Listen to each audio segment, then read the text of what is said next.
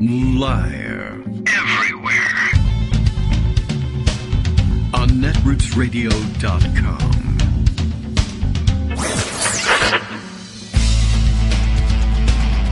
David Waldman. Kagro. In the morning. Now, here's David Waldman. Hey, good morning, everybody. How you doing? It is Wednesday, Ash Wednesday, as a matter of fact. Wednesday, March 2nd, 2022. Happy day to getting ashes on your forehead. It's, I don't know. Okay, well, there you go. We're just going to put that one out there. Resist the urge. Remind yourself annually to say, oh, you have something on your forehead. I know, it gets old, but it does happen from time to time when you run into your first person that morning.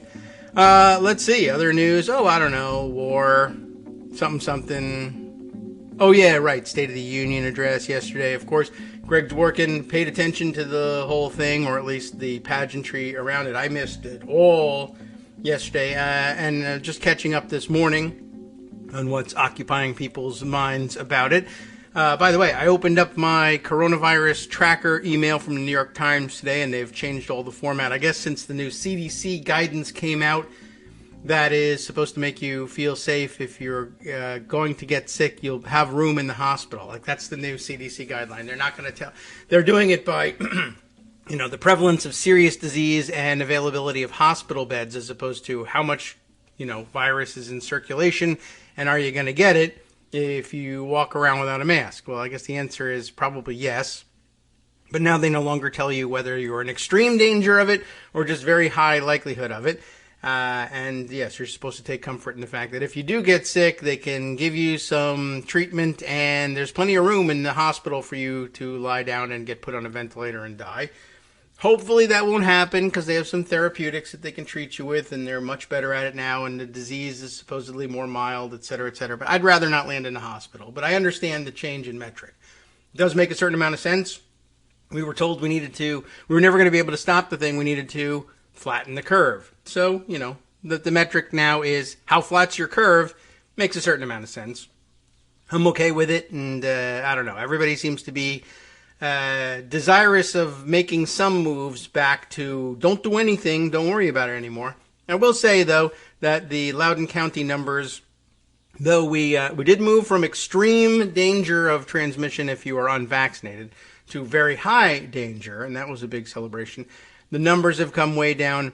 I don't know whether I didn't check yesterday. I think we're bouncing back up, which is a little weird, but I guess to be expected if you tell everybody, we're changing the metrics, it's all over, kids don't have to mask in school. So 20% increase in the number of cases reported yesterday as opposed to the day before, which is not great, but maybe people just weren't going to the doctor on Monday, rolling out of the weekend. So could be an aberration. Occasionally you see these bounces back upward and then they start trending back down again. So keep an eye on that. We'll keep an eye on reactions to the State of the Union. Greg Dworkin will round those up. Keep an eye on the war happening in Ukraine. That's still going on. Let's see. Stories that broke through for me from the State of the Union. Pretty well received in the punditry, the speech.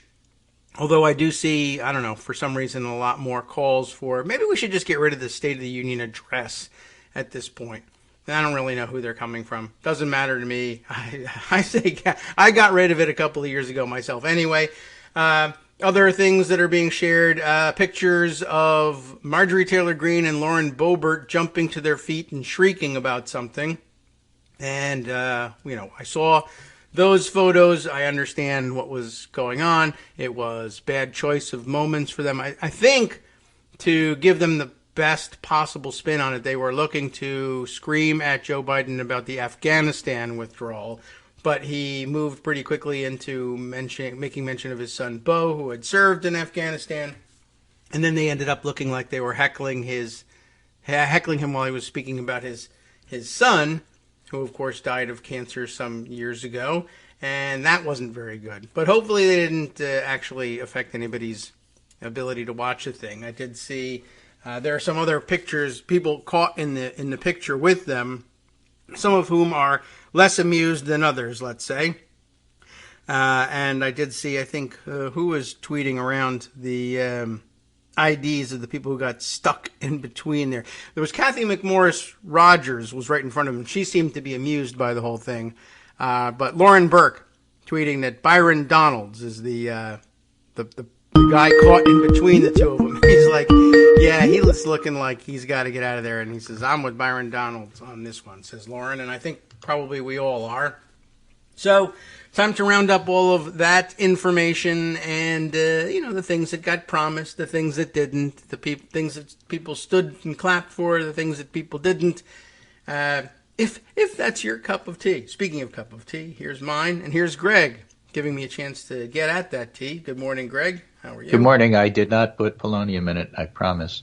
And good. Don't drink it by a window. I'm just saying. Well, I'm in a bad shape here then, because I don't know what's in this. I mean, I don't know. I put the artificial sugar in there, but really, who's to say what's in that? The picture of Lauren Boebert and Marjorie Three Names jumping up to their feet screaming was making the rounds. It's a Reuters photo. But somebody suggested captioning the pic. And I can't help it. I guess I'm dated. I'm a boomer. Oh. But, Rose and Valerie screaming from the gallery. Absolute winner. Well, that's a big one. So a couple. I think the one I liked that's a little more, the more modern reference was somebody saying when you're, everyone's like, the feeling when, anyway, this was when you're one cotton candy Cosmo away from being banned from TGI Fridays for life. Okay, It's kind of what it looks like, but I like yours. That they are screaming from the gallery. They're not in the gallery per se, but somewhere. I don't know where they were. They're a house floor, or it could have been TGI Fridays. I am not sure. Now that I look at it more closely, but Zoom background, fake news. You never know. It's not even clear they were there. Deep fake. That's it. So let's obviously the war is a big deal.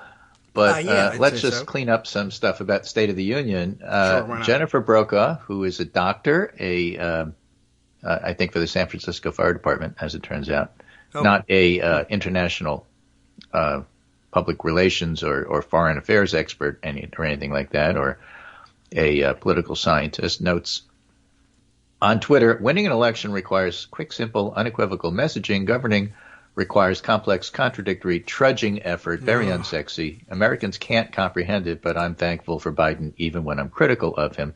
And in fact, for people watching this speech, and remember, generally partisans watch, half the people watching were Democrats, very, very high reviews from the public. 78% approved of the speech, and in fact, Biden's policies will, before and after the speech, help control coronavirus, 70 to 79, deal effectively with Russia, 60 to 71, lower inflation, 48 to 64. So he got the partisans back on his side in regard to inflation, which is one of the big political issues. Okay. And it's likely he'll see a little bump in the polls based on the State of the Union, which everybody watches or at least hears about the next day, as well as what's going on in Russia and Ukraine. Something else which I think is also of interest is the non-story, which you probably didn't hear about. Well, good. The congratulations to me. Canadian trucker convoy. They were all arrested for trying to make mischief, except they were arrested in Las Vegas. That's not what really happened. What really happened is nobody showed up. Oh, you mean our version of it? Our version of it. Yes, right. California's trucker convoy disbands. Angry supporters vent on Facebook.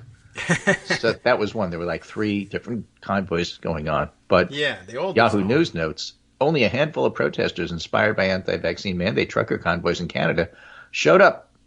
12 people. Oh, well, 12 rally goers had actually assembled for the gathering hours ahead of President Biden's speech. You didn't hear about it because it didn't happen. Yeah, basically. They set up a whole thing in D.C. They had a stage and everything, and lots of video and pictures circulating of the event there.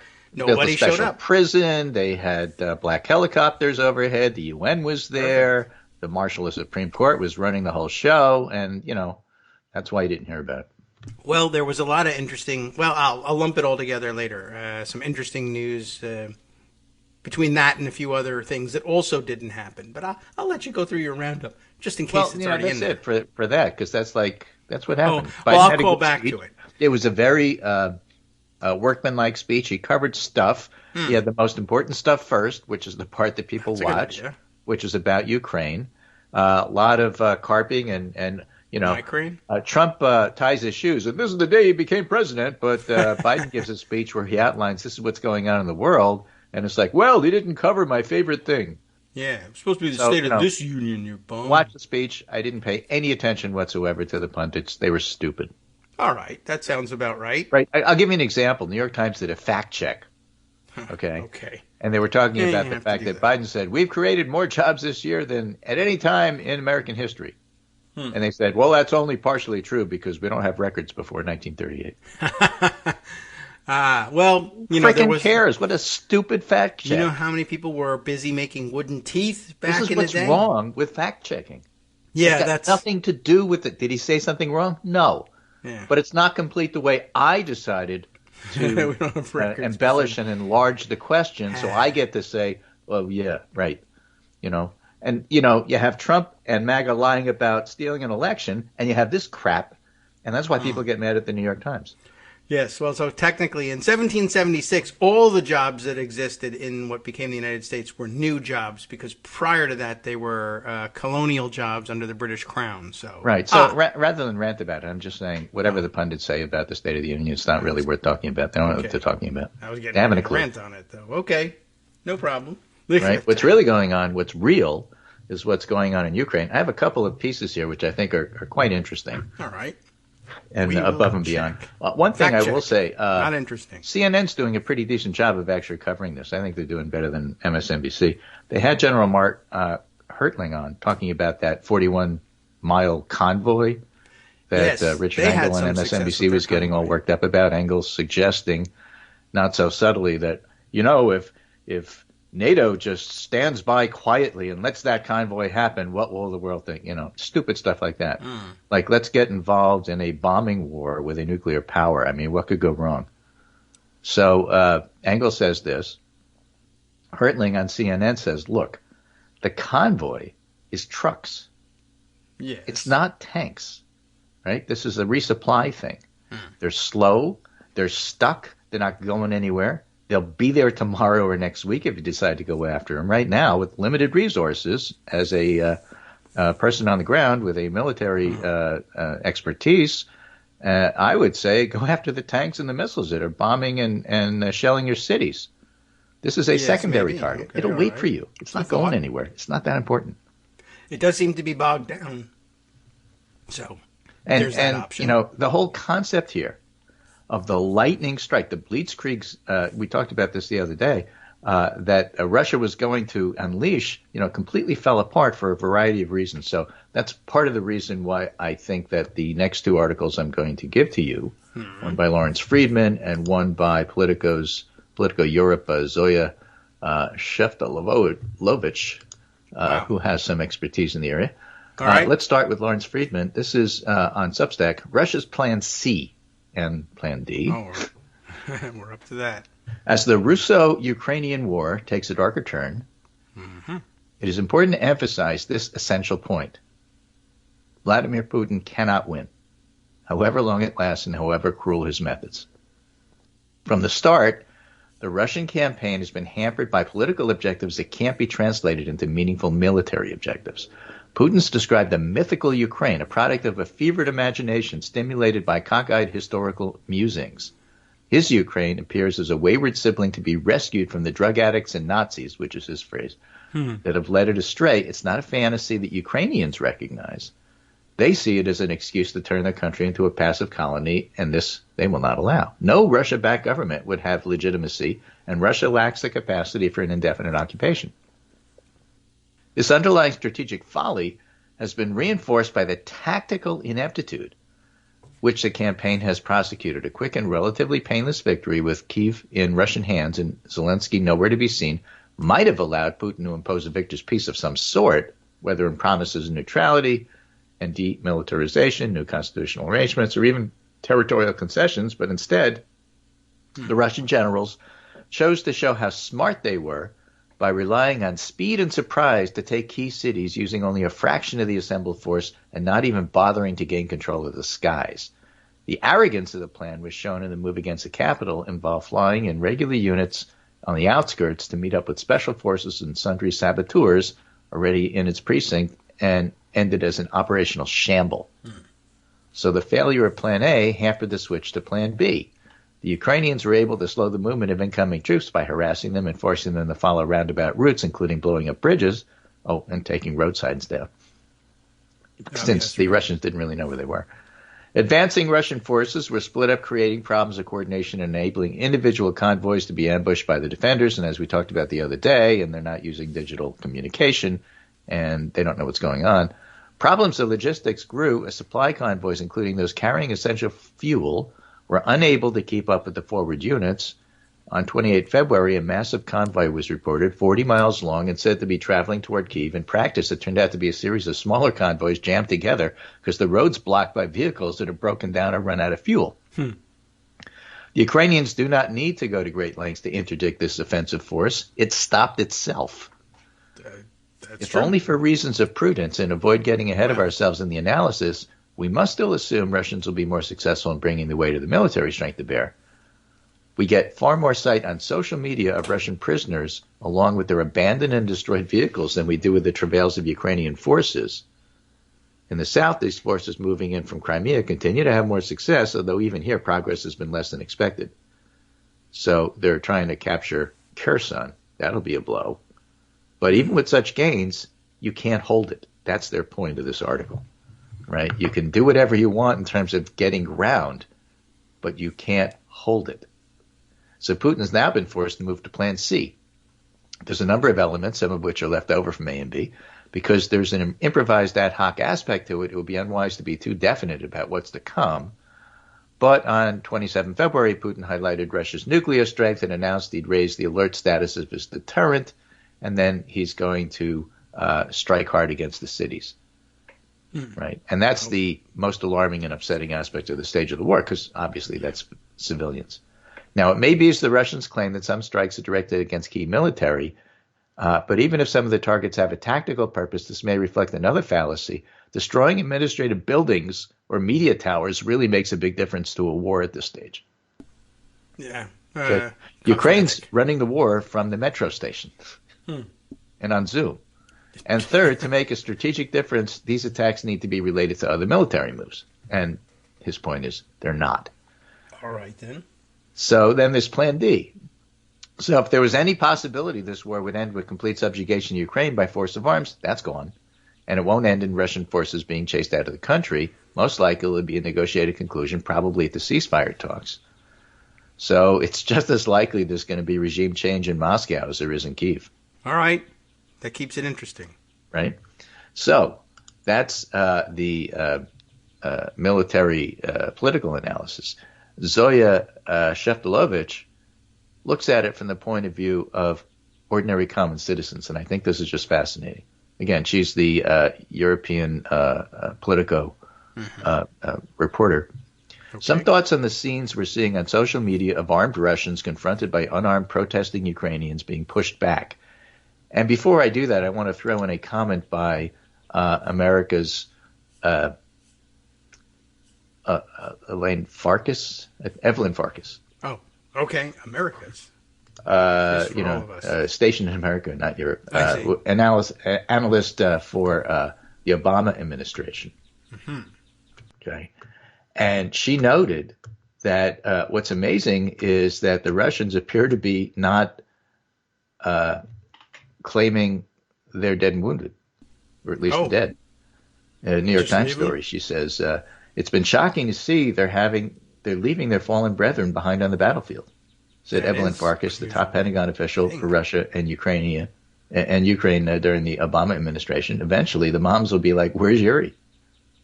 Yeah, maybe. So, that's if that's who it is. When you read stuff like that, you think, maybe those stories about the Russians not using up-to-date night vision and good communication and conscripts not knowing why they're there and being told the wrong thing, maybe that has some salience. And then I read about the Zoya Sheftalovich piece here.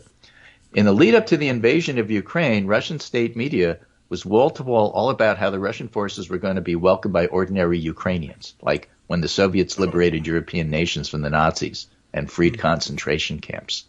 Genuinely, I think, Many of these young, unhardened Russian soldiers expected a hero's welcome from ordinary Ukrainians who are being oppressed by an evil government. Instead, they're finding ordinary Ukrainians who are responding to them like they're the bad guys.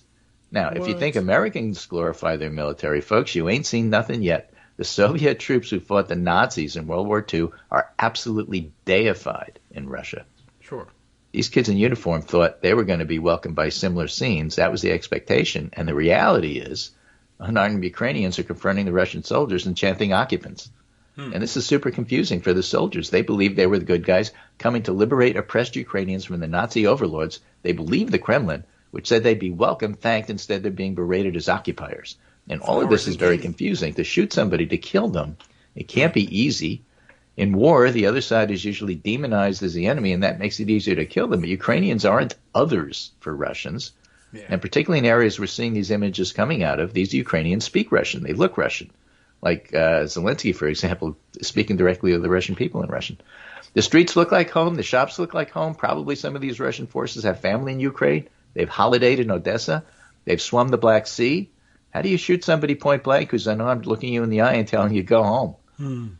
Like that story the other day about the Russian tank that broke down, and the Russian and the Ukrainian farmer said, "I can tell you, but only to Russia."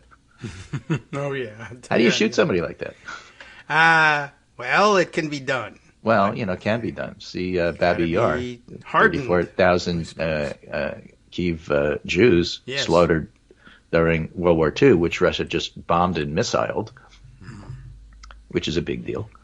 Yes. So when you bomb a Holocaust memorial, you give the world the impression you didn't get the message. Yeah, you're not looking good. You didn't really learn a whole lot. You learned about as much as Marjorie Taylor Greene did when she went. No. Boy, it's not hard to do. Right. You get it they done swum in the Black Sea. How do you shoot somebody point blank? I wrote in my previous long thread that Putin miscalculated. As a result of that, the propaganda arm of the Russian state has been feeding Russians the wrong message. They've been telling Russians they're the defenders of Ukrainians, and now these troops' eyes and ears are showing them that's a lie. So how do you get infantry, key to wars that are waged in heavily populated and built-up areas like Kyiv and Kharkiv, to shoot people they've been told they're to defend? The Kremlin's other propaganda message was that Ukraine posed an existential threat to Russia, that they needed to create a buffer between NATO and the European Union. But there's a problem with this line, and that's Russian exceptionalism. Russian exceptionalism was at its height in World War II. It took a big hit when the USSR collapsed, and Putin's whole shtick, his selling point to Russians, is he's made Russia great again. MARGA. Okay. Right? Yes. How do you sell to them that this tiny neighbor is a real threat? It's like trying to convince Americans that Canada's going to attack because there was a trucker convoy, right? They are. Or Australians think that New Zealand's about to take over. For those of you who are too young to remember, I would strongly suggest Googling Grand Fenwick, Peter Sellers, and watch the movie. Okay. Hence the need to make Ukraine a proxy for the U.S. and NATO. That argument is more powerful. It rings a little truer, and it no doubt helps fighter pilots drop cluster bombs on Kharkiv. But so far, the war hasn't been fought so much from a distance. It's being fought face to face, and it's hard to remember that the Ukrainian granny who looks just like your Russian granny with a kerchief around her head and tears in her eyes is some Western proxy. And this Ukrainian granny in this Ukrainian town where maybe your own granny was born, she's asking you, what are you doing here? Yeah. What are they saying to them? Put sunflower seeds in your pocket so that when you die here, you will at least help Ukrainian soil. It is hard to shoot babushka in cold blood. End of rant. So, you hear those stories about the Russians surrendering. You read about the convoy and realize it's actually a mess, not a threat, not the way it's being portrayed, at least at first, by American media. The war is not going well. There's just too many different stories, too many different places, in too many different ways, all coalescing on the idea that this is not the invincible Russian army taking over everything and there's no stopping them. Far from it. All right. Well, I'm for that story. The problem is a lot of people got killed in the meantime. So it may be true you can take a city but not hold it, but what does it mean when you take a city? Not so good. Yeah. So it isn't like, we're winning and they're losing. That's wonderful. Nothing about this is wonderful. But it's a situation that Putin's gotten himself in that he can't win. And that's why it's so important not to back him into a complete corner. On the other hand, the second front is the financial war, and he's just getting creamed. Russian stock market's closed for a week. Well, and a week off. All right. This is Matthew Bodner, who is a journalist at NBC News in Moscow. Greater tragedy is unfolding in Ukraine, that's without question, but another tragedy is unfolding in Russia, too. The speed at which things are falling apart here is everybody in a daze, and nobody knows what to do about any of it. Flee? How? Push for an end to the war? How? And he's tweet quoting Francesca Ebel, who's a Tunis correspondent for AP. Life in Russia is deteriorating extremely rapidly. So many of my friends are packing up and leaving the country. Their credit cards presumably are blocked. Huge lines for ATMs. Rumors that borders will close soon. You close SWIFT, as we talked about the other day, and Apple pulls the plug on, Apple Pay. Right. And all of a sudden, if you don't have cash, you don't have anything. Yeah. The Russian government is functioning on gold bars. That doesn't help ordinary Russian citizens buy food. So what have we done? How did we not stop him earlier, said a friend to me yesterday. Oops. This is not a good situation. It's a volatile situation, and certainly well worth keeping an eye on. But again, invincible Russians just roll into everything and take over? No. This isn't Czechoslovakia. So you right. tankies, Wisconsin. If you don't know the term, look it up. You tankies in America, it's not worth your time trying to support Putin on this. Okay. Is tankies like in the tank for? No, tankies are, I support the tanks rolling in. Really? Oh, okay. I was wondering. I was like, what's a tank? It's a British term. But, okay. It's pretty pertinent right now given, some of the very, very leftist commentary about how it's all America's fault. We'll do that after the break. Fun. Okay. Tanky for clearing that up. Tankies. Tankies. Hi, I'm Scott Anderson, the guy that writes the daily summary for this show, Kagro in the Morning. Thank you to everyone that supports this show. Many of you send donations through PayPal, Patreon, Square Cash, Radio Public, and so on. Some of you write your own essays and send them in, or read articles with your own commentary. We appreciate it. Now, some of you are listening to this and thinking, I'd like to help, but isn't there something I could do that wouldn't require money or effort? Why, yes, there is. You can just like us. On Daily Kos, they call it the recommend button. YouTube has a thumbs up. There are hearts and likes and love buttons. Tap our love button. Tap our love button every day. Share our shows and summaries on Facebook and Twitter, YouTube and iTunes, Stitcher and Amazon. Most of these places allow you to write a review, so a sentence or two would be great. Recommend us to social media, or tell your friends to listen to the show. You aren't just helping us, you're helping them find their new favorite thing to listen to. You could change the world. So thank you in advance from me and everybody else in the world. It's reemerged as an internet slang for Stalinists. All right, it's British. Okay, well, we're back, the Brits and are good at this. Everybody's, now we're all enlightened about it. Okay, well, it's so it stretches back to the 50s and 60s. Hungarian and Czech uprisings crushed by the tanks, the tankies.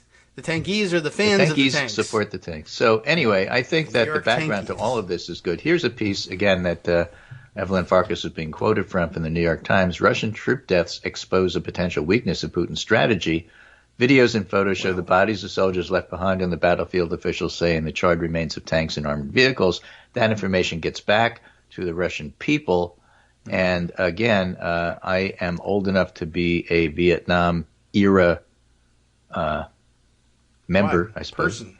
Yes, okay. It matters when the public sees that the 5 o'clock follies nonsense that you're being told. Again, a term for the briefings that the generals used to give the media about the body counts in the Vietnam War. We're winning because we killed this many of the Viet Cong, et cetera, et cetera. And of course, we weren't winning at all. And, again, when you lose Cronkite, you lose everything. So eventually, this does have a huge effect on the public. And if the public doesn't back the war in Russia, that's obviously a political problem for Vladimir Putin.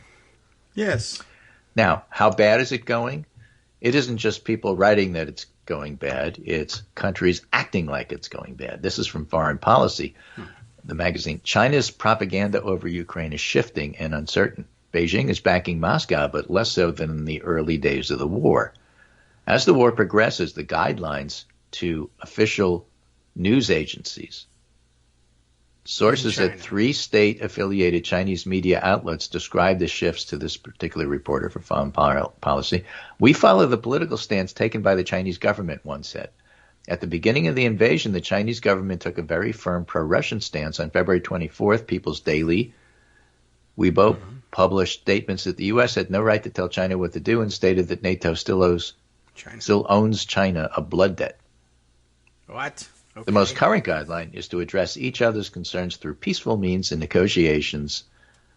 Media outlets have to appear neutral and are not allowed to pick side in China, no matter if that's pro-Russia or pro-Ukraine. A shift in the initial pro-Russia stance. Under these general guidelines, each media outlet censors itself to avoid official trouble. Okay. Right? So the one thing you're not allowed to do is mention this in regard to Taiwan. Oh, yes. Which makes total sense. But the ever-shifting guidelines, this article reports, have created confusion and inconsistency among reporters and made the work much harder. So that means it's not so easy to be pro-Russian the way they started out. The other thing that's been fascinating, and The Guardian and other articles and outlets have been following this, is that as Russia gets the international money shut off, the spigot closed, yes, and they're even talking about doing it for oil these days. But as the money dries up, all the trolls on Twitter have disappeared. That's what I wanted to get to. Yes, I wanted to relate that back to the truck convoy. All of a sudden, truck convoys just, I don't know, they don't work anymore, and they're not that popular. And the money that was supposedly collected in GoFundMe and other places to pay for it never showed up in the pockets of any of the people who actually wanted to participate, so they turned around and went home. It's weird how political behavior has changed so radically here in the United States just because Russian money has dried up. Isn't that weird? Yeah. I mean, who could have predicted that? Is that a rhetorical question? Because it's a rhetorical question. Yes, all right. No, good, then we can move on. Condi Rice probably asked it. Yes. Who could have predicted it? It's more of a historical thing, anyway. But yeah, there's a couple of examples of that all over the place, including I think somebody had some weird metrics. I didn't get the relationship immediately, but Google searches and I guess online chatter being measured by things about, but people talking anti-vax stuff, people talking about ivermectin, people talking about all sorts of things that have been really disruptive in the United States has all also taken a nosedive, and apparently a lot of that discussion was driven online by paid trolls. And once you're not getting paid, then the activity stops. Or it could also, of course, be that the oligarchs who control the troll farms aren't answering the phone when Putin calls. Not just the money being shut off, but I can't even give you an IOU because we're just not going to execute orders here. Yeah, but mostly the money getting cut off. That's certainly having its effect on what happens here on the ground in the United States. Somebody was wondering earlier on why there were no, Russia-organized protests on the ground, pro-Putin, pro-invasion protests here in America. And, if you can't get the dollars, then it's not going to happen. Nobody's really interested in that. All right. So I'm going to just briefly cover a really fascinating interview that Isaac Chotiner did in the New Yorker. Right. And Isaac Chotiner is just an incredible interviewer. He knows his topic, he knows his subjects, and he always nails them and gets them to, go right at the heart of where there might be a little bit of hypocrisy and make them say what they need to say. And this was published a few days, I guess, before the invasion.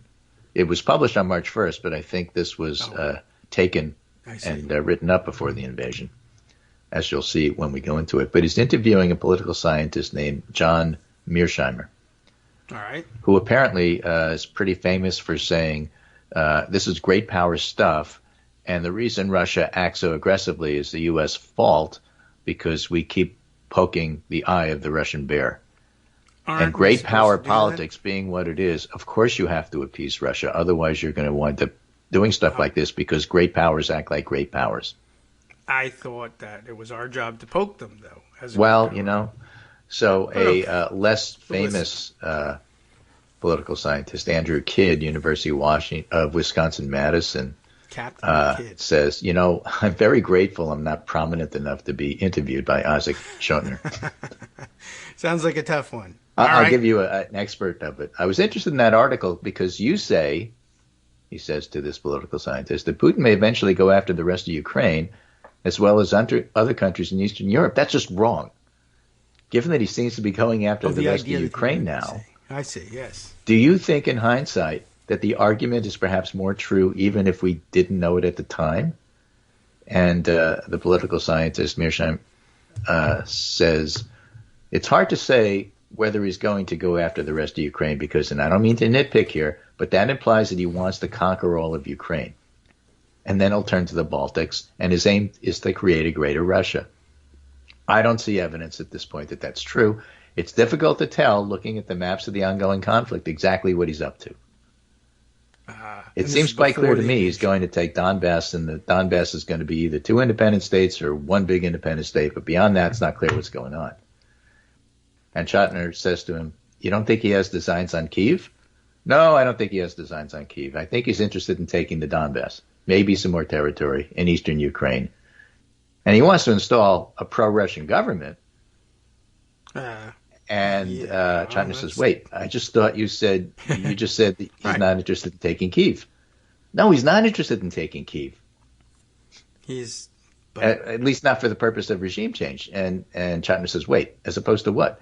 As opposed to permanently conquering Kyiv. Okay. So he's pinning this guy down and saying, what exactly are you saying? Yeah. I'm changing the subtlety here to make it clear that I was never wrong. Okay.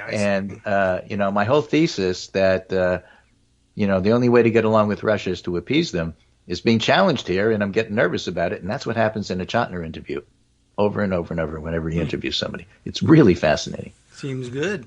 All right. Yeah, well, I do see him retreating there, and that's some interesting distinction to make. Well, he wants to install his own puppet regime. He just doesn't want to occupy Kyiv with Russian troops. Well, he's saying, look, Russia is just doing what great powers do, the Monroe Doctrine for Eastern Europe.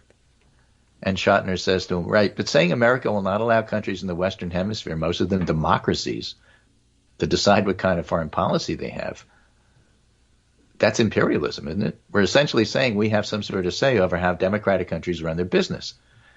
And this guy says, well, we do have that say. And in fact, we overthrew democratically elected leaders in the Western Hemisphere during the Cold War, and that's the way great powers behave. And Schottner said, of course we did, but I'm wondering if we should be behaving that way.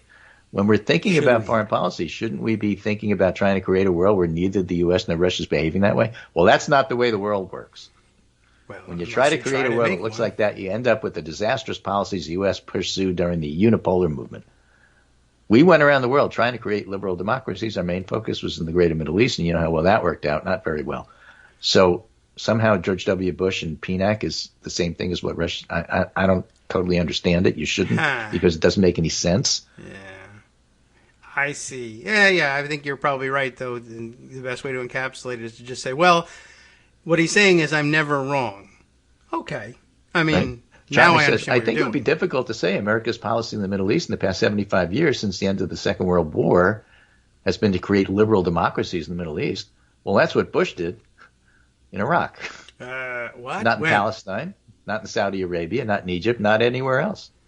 Well, okay, not in Saudi Arabia, not in Egypt, but, and so on and so on and so on and so on. Well, as long as he's not wrong. That's good. Yeah, but the point is he's not wrong, and so let's get back to the original point. You have to appease Putin. Okay, well, that doesn't make him a tanky, but boy, it doesn't? Weird stuff. I thought it did. All right, well, I misunderstood the tankiness. No, the tankies support and agree with and think it's great. Oh, he thinks it's bad, but it's going to happen You think it's bad, but it's going to happen anyway, so suck it up and get used to it, because great people do great things with great powers, and you're not great, and you're none of that stuff, so just watch. Diplomancy. You have no role in deciding what's good or bad. That's for great people. Oh, wow. And that's really what's underlying all the, it's the great men of history decide things. And to a certain extent, while that's been, diminished, there's a certain, Stalin did this and Putin is doing that, and Saddam Hussein did stuff and Khomeini did, a lot of it still has salience. It may not be that the great men of history decide everything. There's a lot of stuff underlying that dictates what they say and so on and so forth. But decisions they make matter. And here's a great example of Putin making a decision that's going to matter and may wind up costing him his presidency in the end. What a great man. Yeah. What a great decision. Where do you work if you're a John Mearsheimer type person and you want to be able to get away with this? I gotta look that guy up. I don't know. It says probably not. Where was it? Texas or Florida? I can't remember. Which state was trying? Or Georgia was trying to strip your tenure. Oh yes, right. Well, everybody, I guess. I can't remember which state, but one of them was just really into let's get rid of this. University of Chicago. I have a feeling it was Texas.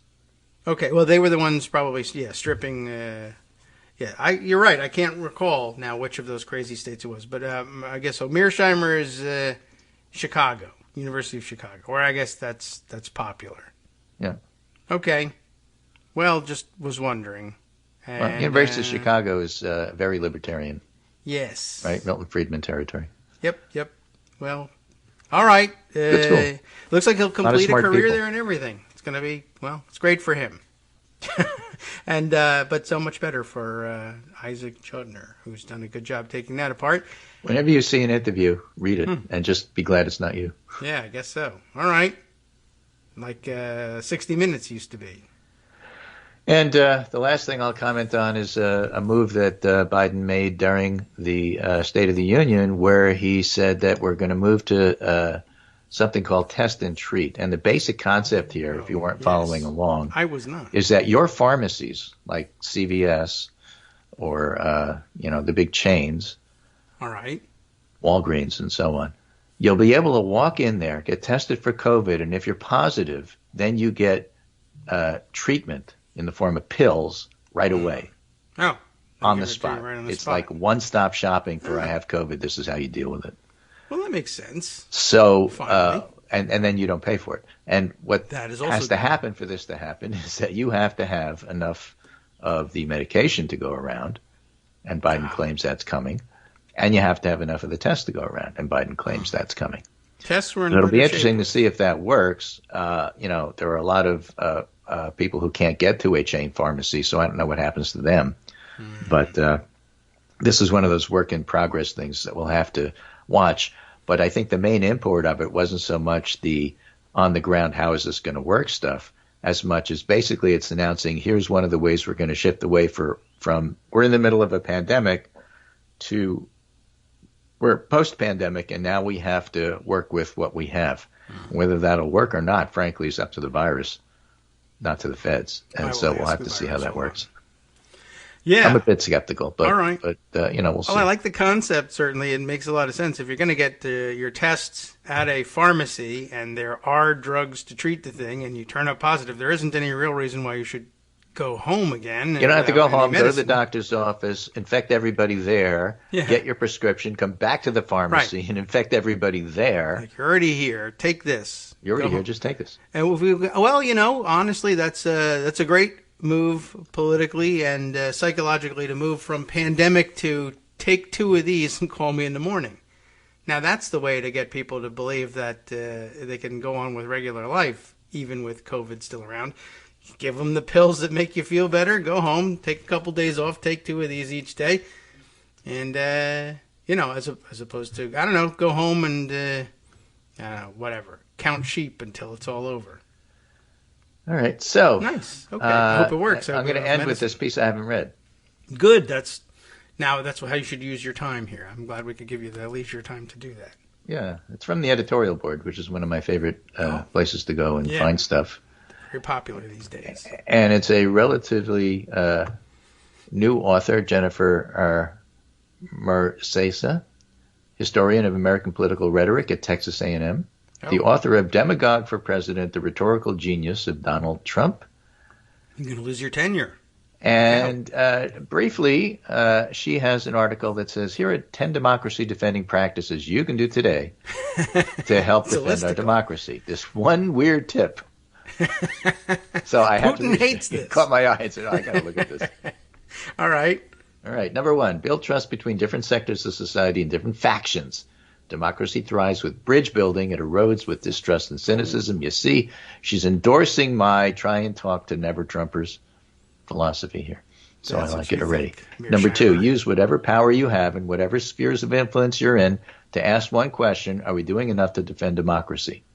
Well, you have a radio show. You do it 5 days a week. Yeah, but Right? I'm only on a couple of times a week, so I'm probably not doing You enough. need to do more.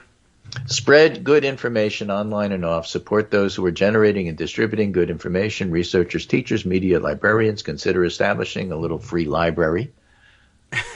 We have those all over Newtown. Yeah, but they're usually got, like Richard Scary books in it or something. Well, that's cool too. You know, That's it's great, it's- but I didn't it's realize better than you some could of the put, other stuff that could be in it. foreign policy white papers in it. I guess I'll do it. Yeah. Support institutions, especially communal ones like parks, libraries, food banks, and schools. Support places where people connect. And, I haven't gotten to it yet, but I'm also a big advocate of, subscribe to your local newspaper. That's a good one, too. Keep them Yes. alive. Keep them going. There's little things you can do. They matter. Support institutions like those. Call people in, not out. We tend to shame those in whom we disagree, but authoritarians thrive with alienation. Shaming and shunning will drive people toward authoritarians. Call them in, befriend them, build bridges. Except if you're a white Christian nationalist, then what you have to do is you have to do what you do for Putin, which is to say, give him an off-ramp. I guess. If you can't befriend them, at least give them an off-ramp. Yeah, don't build bridges with people who will throw you off bridges. Or blow up bridges for a living, right? Give money, time, and attention to pro-democracy politicians, organizations, institutions, and movements. Look for groups already working to support democracy. Democracy is everybody. Everybody. Yeah. Check your skepticism of people not like you. Oh. Go out in public as a democracy defender. Communicate as a Democrat. That means using persuasion, not compliance-gaining strategies.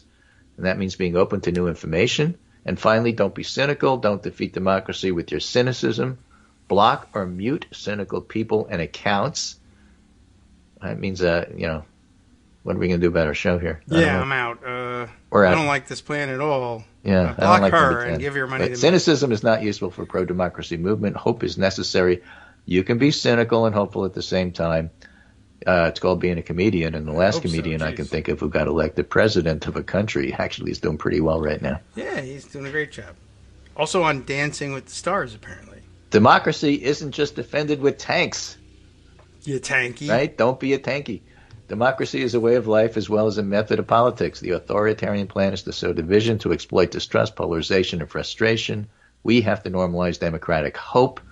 We just had primaries in Texas. We should celebrate them. Yes, there was too much voter suppression, but concentrate on making it work rather than always saying, oh, well, look what happened. We lost because of vote suppression. Make it work. Win despite vote suppression.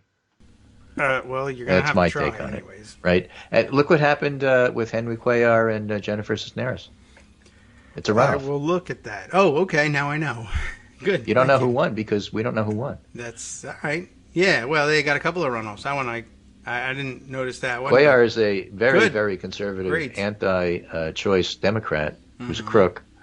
And Cisneros is a progressive, and it's hard to beat an incumbent.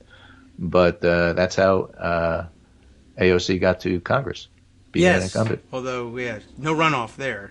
She just No. clobbered him. It was a low turnout election, just like AOC's election. But, you make progress by doing that. You know who else didn't outright win and is probably going to be in a runoff? Yes, Ken Paxton. that guy. He's a crook. He is a crook. He's another crook. So the crooks didn't outright win. They just got into runoffs because it's Texas. Well, that's good. Yeah. Don't be so cynical about that. Concentrate on the fact that they got into runoffs. That does tend to clarify things. I mean, sometimes you look at the numbers and you say, well, all right, so they have to get, clear 50%. This guy got 49, and the challenger got, he or she was second. And 48, Right. and Or even less, the but third party once it's got down to the two- and that third party won't be there next time, Right. and so let's see what happens. Once it's a choice between two, then weird things start to happen. And people By the way, the sometimes- person running against Ken Paxton will be George P. Bush, Oh, well. the black sheep of the family, who broke with the Bushes and said, I love Donald Trump. Yeah. Well, we'll see how well that Still works better for than him. Paxton. And I mean, I guess because anybody's better than Paxton. Yeah, and I mean, you have the two of them are going to be running on "I Love Donald Trump," so that will be a wash, and then it'll Remember Steve King, Iowa? Yes. Right. So, what do you know about the guy running against Steve King, Iowa? Who cares? Right. He's there. I don't need to know anything. I know that he's running. Good enough. Yeah. I mean, maybe it'll work. And I don't know. I'm not going to cheer if George P. Bush wins necessarily, but it'll be like, well, all right, we're rid of Paxton. See, that's where, you don't have to be cynical about this. Yeah. Don't cheer if George P. Bush wins. Just cheer if Ken Paxton loses. Yeah, that's fine. Right. One step closer to something. I don't know. And then, George P. Bush will screw up his own thing. Then he'll be a crook, and we'll get rid of him, too. The people have spoken. Let's support elections.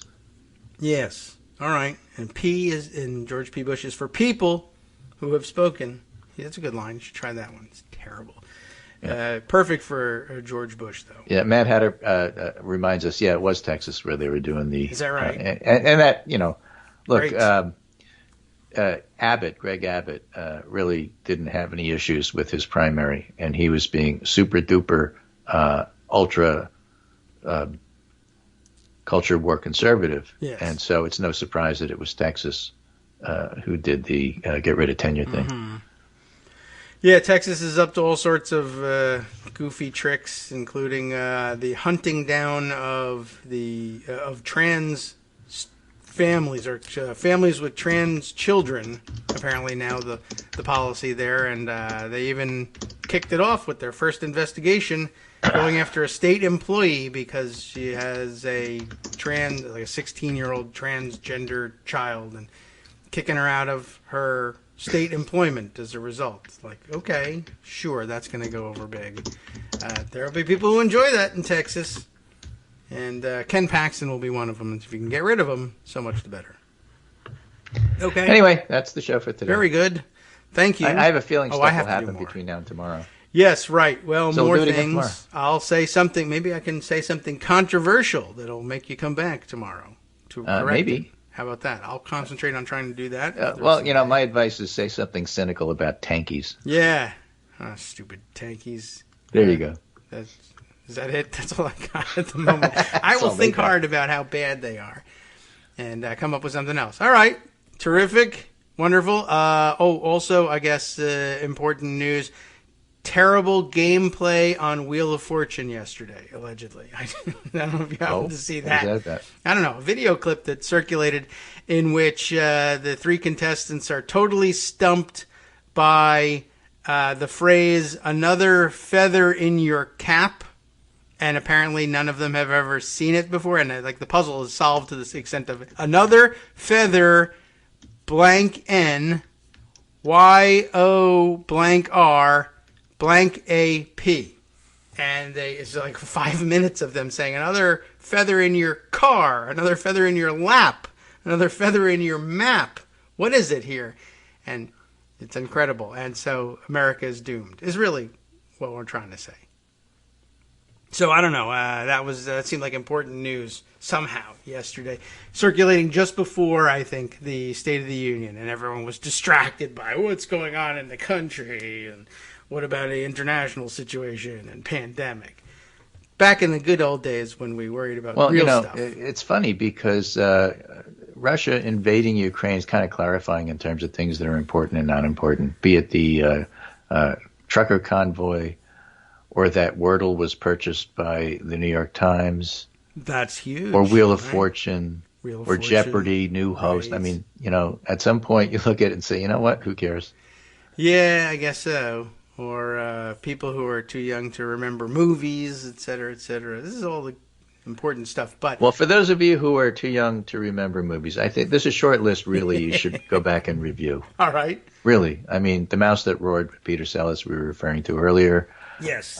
7 Days in May, Dr. Strangelove, important ones.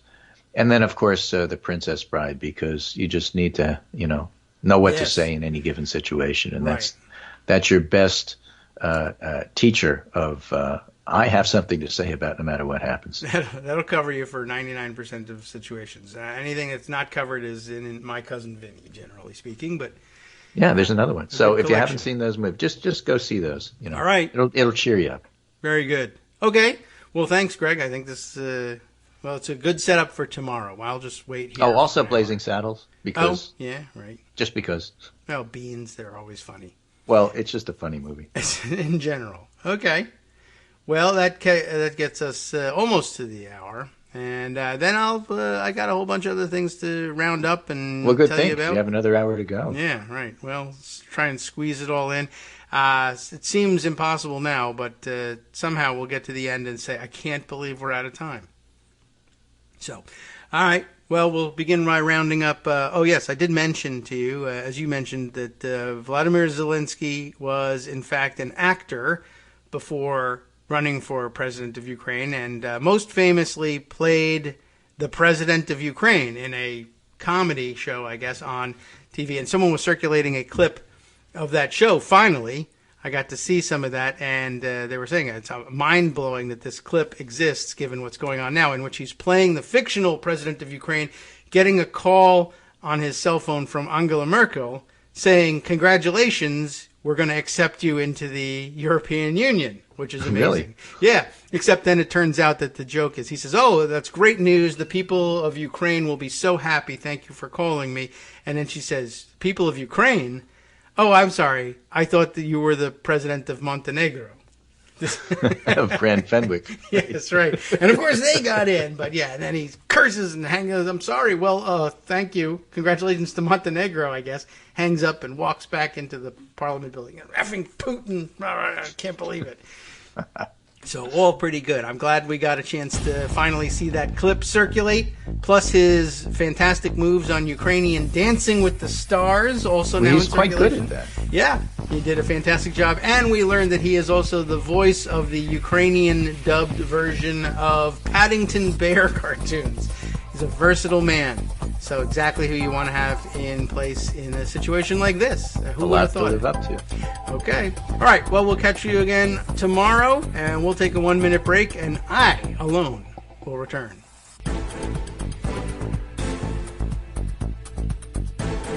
All right. Welcome back now to the Kagro in the Morning Show here on Netroots Radio. I did, in fact, find at least one version of the clip, or one version of the tweet circulating this clip. I thought it was a different one I was looking at, but this one's from a perfectly blue check-marked person and everything, so I don't know whether that's going to help you believe it or not, but seeing the video is believing.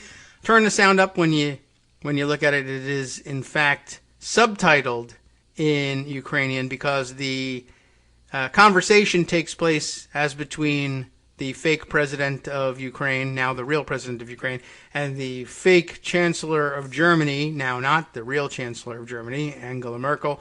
The conversation itself takes place in English, because I guess that's the lingua franca, now the lingua ingla. How would you say that? They have their conversation in English, because I guess that's what happens these days. And the irony of seeing Ukrainian subtitles on a Ukrainian show, it's, that happens when they speak in a foreign language. It's out there, and somewhere is I'll have to look up. Oh, look, and in this same chain is his voice as Paddington. Now, I don't know how the English-speaking Paddington sounds, so I can't tell you whether it's weird or not. There's another clip of him playing the piano on some television show or another. I don't know whether he's a Ukrainian president for real at the time when he does that. And the Dancing with the Stars, I'll just have to look up. Or maybe you've already seen it and you don't even care at this point.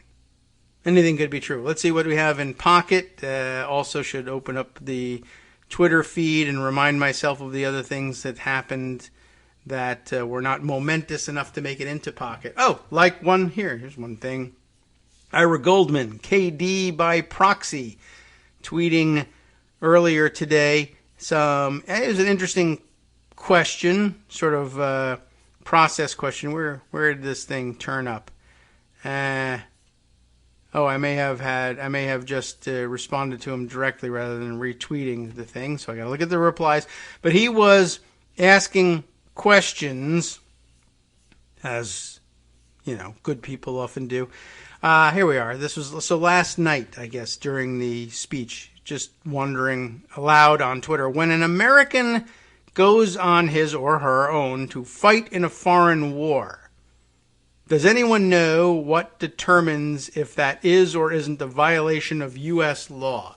This is apparently a hot topic now, as Americans and others from around the world, like with the situation in Syria, and originally, years ago, decades ago, the situation in Afghanistan, foreign fighters show up. They think they're being called to the fight for some reason, and Americans are, in fact, and others, loading up and heading to Ukraine and fighting on both sides, as it happens. I think circulating on the internet, on Twitter somewhere, is the video of an American guy who I guess has been there for quite some time and has embedded with the Russians there before Republican and ultra-conservative sentiment swung to, anti-Russian and pro-Ukrainian so that you could survive in American politics. So this guy made his choice back when it was cool to be on the Russian side and actually went there. So now he's embedded with Russian troops, which I guess isn't a terrible thing. If you're in the convoy, you're just hanging out, hoping. I suppose if you're hoping that you won't be attacked, that's bad news. But if your plan is to surrender anyway and just say, look, I'm perfectly happy to strip off my uniform and live as a Ukrainian civilian, just take the truck, take the whatever's in it, I don't care anymore. So maybe he can survive that. But maybe not this guy, because now he's infamous as having had his video circulating on Twitter, so they'll know him. But anyway, some Americans going and joining up to fight with Ukrainians. Sometimes they're Ukrainian-American. Others just looking for something, some fun way to spend an afternoon and possibly get killed. That's a big deal here in America. At any rate, so the question is it legal to do that? Or at what point would it become illegal to do that? What's the controlling law here? And it's a legit question. And there's an answer that starts us off in the right direction. Somebody says, you're looking for 18 U.S. Code Section 959, to which I guess Ira then goes and looks it up and says, okay, yeah, thank you. But I think it's actually begins at Section 960, not 959. But he says, I ask because apparently there are some U.S. veterans planning to go over there to join the fight against Russia, though there are certainly people who are going to join the fight for Russia as well. So I looked it up, because why not? The guy cited the section of code here, and you should always look at a section of code whenever somebody cites it to you. Now, he says 959. Ira is probably right in saying it's 960, but now I'm curious about what is 959 and why doesn't he accept that one. Now, Section 959 deals with enlistment in foreign service, which is not quite on the nose for this. But this is, I'll read you a little bit of the language. Whoever within the United States enlists or enters himself or hires or retains another to enlist or enter himself or to go beyond the jurisdiction of the United States with the intent to be enlisted or entered in the service of any foreign prince, state, colony, district, or people as a soldier or as a marine or as a seaman. Yes, that's a funny word. On board any vessel of war, letter of marque, hold on, we'll get back to that, or privateer, like privateers of the Caribbean. It's my day here, people. Well, that person shall be fined under this title or imprisoned not more than 3 years or both. Now, why doesn't it apply exactly on the nose? Well, it's not necessarily that they're going to join the Russian army or join the Ukrainian army. It's just that they are going to, in some cases, form their own sort of independent battalion and will, coordinate with you and take orders from you, but we're going to fight as our own unit. But Ira thinks more applicable is Section 960, expedition against friendly nation. Although the expedition here, wouldn't be against friendly nation Russia here, and it's not against Ukraine. Maybe they'd be the more friendly. Well, at any rate, that one prohibits this. Whoever within the United States knowingly begins or sets on foot, I love that phrase, or provides or prepares a means for or furnishes the money for or takes part in any military or naval expedition or enterprise to be carried on from thence against the territory or dominion of any foreign prince or state or of any colony, district, or people with whom the United States is at peace. You don't have to actually be friendly, just not at war. At peace, shall be fined under this title or imprisoned not more than 3 years or both. Okay, that's, by the way, a statute originates from 1948. Let me look at 959. Does that come into being at the same time? Okay, so as part of the same act. So, yeah, I guess it could be, depending on the exact circumstances, could be either 959 or 960. And I guess we're technically-ish at peace with Russia. I mean, there's been no declaration of war, and this was from 1948, back when you still declared war about things, but about the end of that period anyway. Post-World War II, when it was really super clear and declaring war wasn't a problem, and just prior to Korea, when we wouldn't declare anything at all and just called it a police action for the whole time. So, who knows? Anyway, somewhere in there, I guess, is the issue, or the correct section to deal with people who you end up wanting to punish. And I guess it's at our discretion, too, who will be charged and not charged with this. But I wanted to bring up that Section 960, Expedition Against a Friendly Nation, just to remind you all that in the original sense of the word, this is an anti-filibuster act. Right? We always have fun with that because, everybody thinks of something else when we talk about the filibuster. But you remember the time that I spent speaking of what the Spanish called filibusteros, people who filibustered back in the, I guess really kind of came to a close probably with the turn of the 20th century, maybe, was probably the last time you ever saw anything like that. But American expeditionary types, but I mean, not official expeditionary forces like from the actual armed forces, but private individuals who put together private armies, and mostly in the Caribbean and Latin America, simply said, I'm going to war, I'm invading Nicaragua, I'm invading Costa Rica, I'm invading wherever, and we're going to take over and set up our own country and our own government.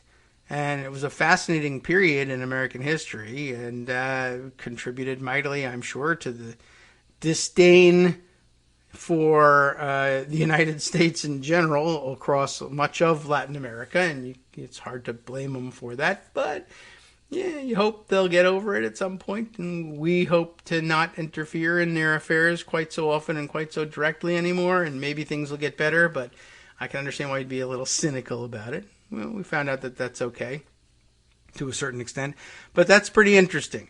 Anyway, so I guess that's where you're looking for 960 or possibly 959, enlistment in foreign service. I wonder how widely that might apply. There's more to that one. So that one was the one that says basically if you enlist as a soldier or marine or seaman, on board any vessel of war, not just any vessel.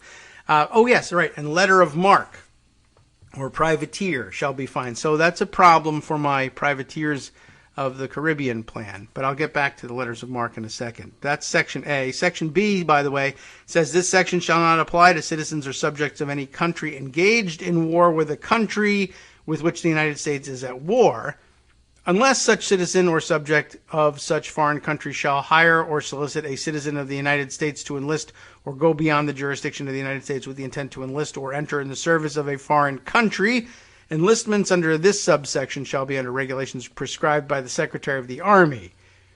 This section, then goes on to Section C, and Sections 960 and 961 of this title shall not apply to any subject or citizen of any foreign prince, state, colony, district, or people who is transiently within the United States and enlists or enters himself on board any vessel of war, letter of marque, or privateer, which at the time of its arrival within the United States was fitted and equipped as such, or hires or retains another subject or citizen of the same foreign prince, state, colony, district, or people, who is also transiently within the United States, to enlist or enter himself into the service of such foreign prince, state, colony, district, or people on board such vessel of war, letter of marque, or privateer, if the United States shall then be at peace with such foreign prince, state, colony, district, or people. So in other words, I don't know what to say about that. So if you were actually a citizen of another country, and you just happen to be in the United States on a temporary basis, and at the time you arrived, we're not at war with your country, and at the time the foreign vessel arrives, we're not at war with that country, and you sign up to be in that country's military, and then we're at war, and they sail away, don't worry about it. We'll kill you in the war instead. We won't subject you to criminal penalty here in the United States, unless Section 961 allows for that some way. Anyway, and it's an interesting way they phrase it. On board such vessel of war, letter of marque, or privateer. So like the letter of marque is like a thing you could be on board. Not on board with, like I'm on board with what's in that letter. I think of it as a piece of paper. You carry a letter of marque, and then you get yourself on a boat to go attack the enemy.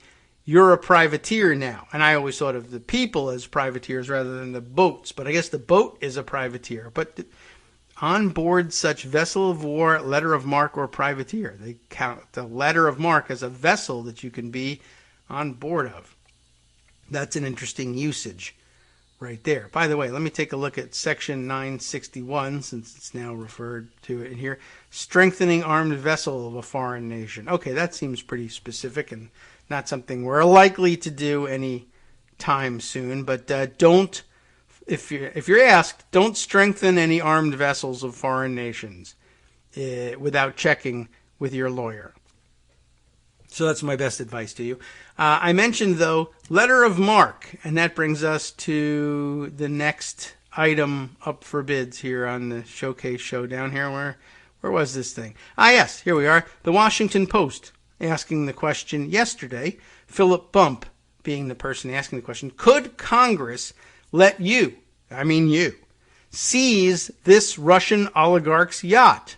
Really any Russian oligarch's yacht, but there's one in particular that we're looking at because we have a picture of it. The yacht of Russian billionaire Roman Abramovich. The Eclipse is the name of the boat, and so one of the less dumb mega yacht names out there. It is seen in this old picture. This one won't help you because it's from September of 2013 in France, and you may or may not still be around France, but this picture won't help you locate them. But here's the story.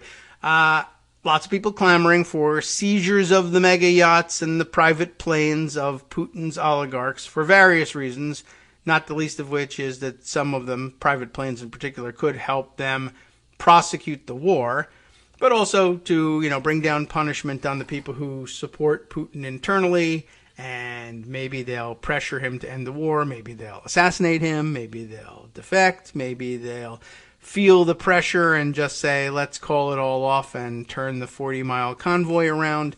Not sure what, but we might as well try, right? But we weren't actually doing that just yet, though some other countries were taking action particularly against the yachts that were moored in their countries. And shouldn't the United States be doing the same or helping hunt them down? And it's a thing people can participate in on the internet, spotting these things. People track the movements of the yachts. People track the movements of the planes all the time just for fun. Let's put it to some real use here. And so people began wondering about that. And then people, when they have time on their hands and want to do something crazy, they start looking at the Constitution. Can I do this? And of course, we've been over that. Letters of marque and reprisal, they're mentioned in the Constitution. It's a thing you can do and commission a privateer to go and fight the war on behalf of the United States. Do you want to do this? Well, let's see what Philip Bump has written up here. At about 10:15 on Tuesday morning, a private jet, apparently belonging to a man named Roman Abramovich, took off from an airport near Moscow. I know this because a teenager named Jack Sweeney created an automated tool tracking the departures and arrivals of a very select group of aircraft, those owned by oligarchs close to Russian President Vladimir Putin. Those jets and yachts owned by the same group have attracted an enormous amount of attention in the week since Russia invaded Ukraine. In large part, it's because those vehicles, in many cases, represent a very tangible manifestation of the corruption at the heart of Putin's regime. That is true. Good point. International sanctions have hobbled the Russian economy, but the political effect is muted if, at the same time, a billionaire empowered by Putin is docking his massive ship in Capri. Hence, Sweeney's tool. I think it probably predated it, but if not, good for you. It's an attempt to shine light on how the unofficial economy of Russia operates, and to remind you that they're not really a country per se, as the mobocracy running a gas station. But what if it were something else? What if it were, this tool, also a way for you to get yourself a new Gulf Stream? Then I would be interested, right? I thought this over last night. I think I'd rather have a private jet than a mega yacht, just because there's a lot more places I'd like to go, and jets would be nice. So yeah, sure, I'll take a free jet. I couldn't pay to maintain either one, but I could resell it, I suppose. But the mega yachts are probably worth more. I guess if you're going to end up selling it, you might want the mega yacht. All right. Well, at any rate, we got to seize one first. So what if this was a way to get yourself a new Gulf Stream? Well, the answer is it's not new, it's used, so you're out of luck. But besides that, buried in Article 1, Section 8 of the U.S. Constitution, and nothing's ever buried around here. We dug that up a long time ago. Is a federal power that will probably be unfamiliar to a layperson. Oh, so we're already now back in the frame of you morons. I discovered Article 1 of the Constitution. Guess what I found? Among the powers granted Congress, it reads, is that to, quote, grant letters of marque and reprisal and make rules concerning captures on land and water. So what does that mean? It means the federal government is authorized by the Constitution to issue documents, letters of marque, or I guess vessels, that empower private individuals to legally seize foreign vessels. No discussion here of whether letters of marque can refer to the vessels themselves here. What about that, bump? Anyway, the practice of privateering, as it's known, is largely archaic, having been banned by treaty in most countries in the 19th century, but at the time, the United States declined to sign on, worried that doing so would cut off one way in which its naval inferiority could be offset. Were there a war between the United States and a foreign power with a substantial fleet, we could make up some of the difference with the enemy by issuing letters of marque that provided bounties for those willing to engage and destroy foreign ships. In fact, this was a significant factor in the Revolutionary War, during which Britain lost more than 550 ships to American privateers. Over the past few decades, the idea of issuing letters of marque has been resuscitated on occasion, including by former Texas Representative Ron Paul. After the 2001 terrorist attacks in New York and Washington, Paul proposed legislation that would allow privateers to seize the person and property of Osama bin Laden and any other individual responsible for the terrorist attacks of September 11th. He later floated issuing letters of marque to target pirates operating off the coast of Somalia, more in keeping with the tool's history of combating piracy. And Somali pirates would be well positioned at the moment for seizing some of the mega yachts allegedly on their way to the Maldives. And, that's just a short jaunt, ocean-going voyage-wise from Somalia. Maybe they could pick up a couple of extra boats.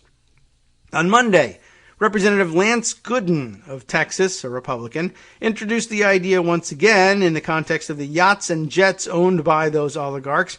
In broad strokes, the theory is that the government would establish a system allowing private individuals to seize the vessels and eventually make them their own.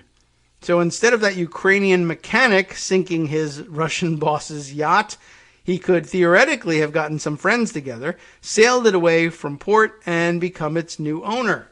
And that's a way to be socially mobile and totally in keeping with the Russian system, even if you're using the American Constitution to do it, which also is in keeping with the Russian system. Use the American Constitution to destroy America if you can. Why not? Or at least to benefit yourself.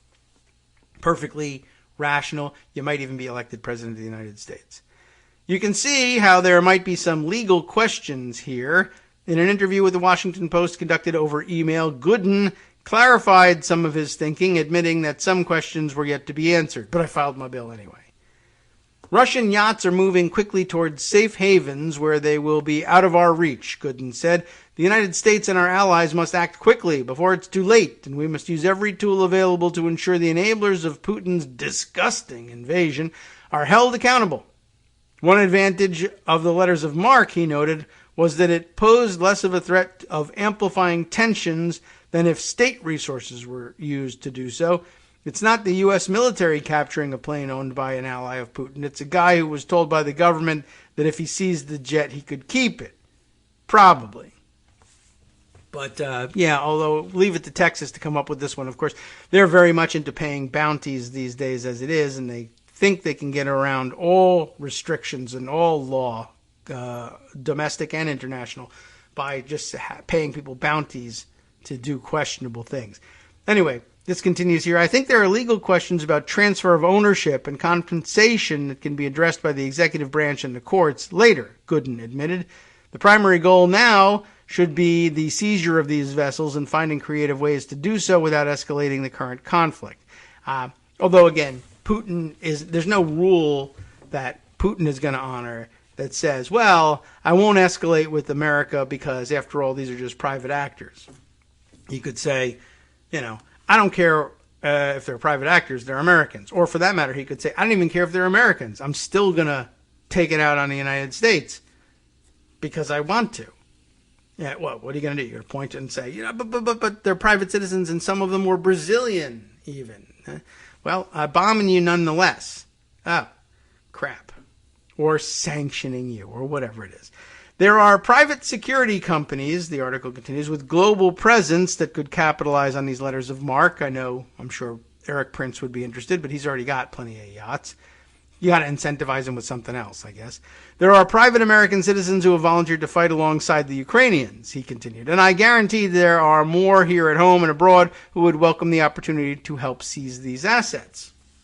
Of course, this also relies on an awful lot of Putin appreciating, or relies an awful lot on Putin appreciating the above distinction. Right, so good, he makes this point. Given his recent behavior, one might assume he'd be disinclined to respect a legal distinction between the U.S. government empowering people to seize his friends' planes and the government seizing those planes directly. When letters of marque have been issued by the U.S. government in the past, the last known occasion having been the War of 1812, they have generally required that privateers post bond to ensure compliance with applicable international laws. Gooden clarified that his process, if enacted, would exclude the government from liability for, say, deadly shootouts or violations of international borders. Another detail to be worked out. It's extremely unlikely that Congress will enact this idea, of course, given both the questions and the downside risk, namely stoking nuclear war.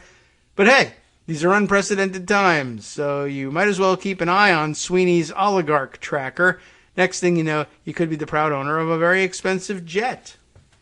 I like the thought, and I like the thought by which we reject the likelihood that any of this is a good idea really, or whatever come to pass. But it's out there, it's floating around. We've talked about letters of marque, and so therefore it's funny, and we'll talk about it. All right. Let's see. Oh, no, this requires some more time for sure. Let's see. Any other things we can squeeze in here? Yes. I wanted to make note of this. Since we're all supposed to sort of be in COVID is over mode, and the idiots who cried about masks, I guess, have won, and it bothers me that we let them do that. But maybe it is time to reform our or to revise our mitigation strategies. In the face of all this, though, there was some weird news here collected by Dr. Eric Feigl-Ding, who we have called out before. A bunch of positive COVID tests announced just before the State of the Union address.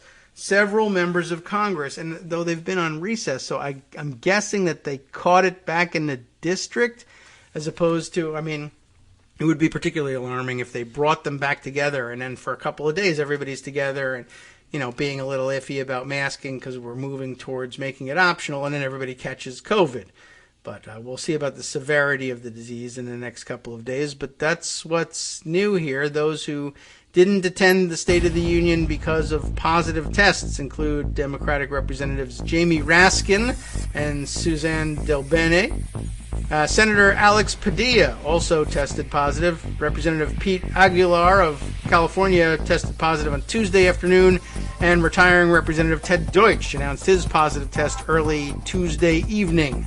So, there's not that many members of Congress, and for that many of them to suddenly have turned up positive is a little concerning. It's weird. Hi, it's me, David Waldman, the same guy who was just talking to you a second ago. Our Patreon subscription drive is still going strong, with over 175 monthly donors who help keep us on the air. If we've helped keep you going during the pandemic, why not return the favor and help us keep going so we can all be together for the next disaster? Patreon.com, Patreon.com, makes it easy to make secure, recurring monthly contributions to support our show. Patreon.com/KagroX gets you straight to our donation page. Maybe you'd like to thank us for keeping you sane during the Trump era. Maybe you're looking forward to in-depth explanations of what's going on in the Biden administration. Whatever it is that keeps you listening, we need your help to keep bringing it to you. And hey, if you happen to prefer using PayPal or even the Square Cash app, we're up and running with those options too. Thanks again, everyone, for all your support. We literally could not do this without you.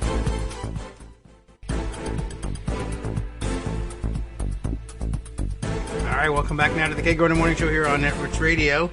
There's a little bit more in this thread here about the members testing positive, some give and take in the comments here. But one thing I wanted to clarify here is this wasn't people just sort of randomly testing themselves on their way back to work so much as it was the mandatory COVID testing for attendance at the State of the Union. All these people, I guess, with the exception of those who might have stayed home and announced their positive tests from home, were planning on attending the State of the Union address and couldn't because they had a positive test. And that's kind of concerning because, of course, it means that they were under the impression that they did not have COVID and then found out that they did. But I guess that's the vaccine at work for you and keeping you healthy despite the fact that you're COVID positive.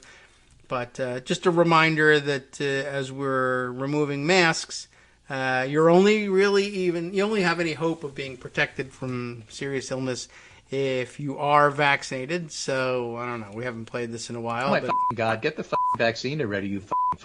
Yeah, and get the beep beep booster as well, too, because then you can have this experience. I have COVID. I had no idea. Well, all right, I guess I'll stay home and put on a mask and try and keep other people who aren't vaccinated from getting COVID and getting sick, even though there are a lot of people who aren't vaccinated who really deserve it and should probably get it. But, okay, we'll be nice about it. Somebody else points out, statistically speaking, that I guess it's not weird, really, that so many of the members of Congress would turn up positive. And they explain it this way. In a group of 400 or so, right, 435 members of the House, 100 senators, with prevailing 7-day incidence at CDC's new low ranking, right, that would be 200 cases per 100,000, equals 286 after adjusting for ascertainment bias.